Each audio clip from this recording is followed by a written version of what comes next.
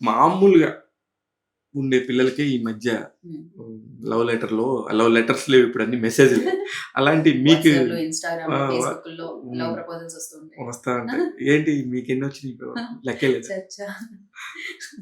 అది బేసిక్‌గా ప్రొఫైల్ పిక్‌లో ఏమంటారు, ఒక అమ్మాయి పిక్ ఏఐలో పెట్టినా ప్రపోజల్స్ వస్తాయి.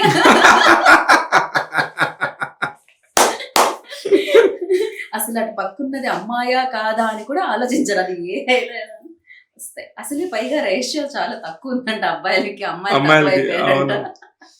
సో, వస్తూనే ఉంటాయి. హ్మ్. మీరు యాక్సెప్ట్ చేస్తే అది ప్రపోజల్ అవుతుంది. లేదు ఓకే. అంటే లేదండి.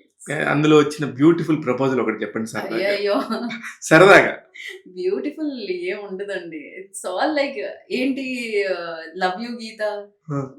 కాకపోతే విచిత్రం ఏంటంటే, మేబీ నా అటైర్ వల్లనో, నా మాటల వల్ల తెలీదు గానీ, నన్ను అక్క అనేవాళ్ళు ఎక్కువ మంది ఉంటారు. అయితే లవ్ యూ అక్క అరే నువ్వు లవ్ యూ అన్నా కట్ చేయి, అక్క అనన్నా తీసేయి అంటుంటాను అవును. నేను. లవ్ యూ అక్క అంటే తప్పేముంది. వాడు అక్కలాగా నిన్ను లవ్ చేస్తున్నాడు. లేదు. వాడు లవ్ వేరు. హ్మ్. అక్క ఆటోమేటిక్ వస్తుంది. వాడు కట్ చేయలేకపోతున్నాడు. అది ప్రాబ్లమ్ అన్నమాట.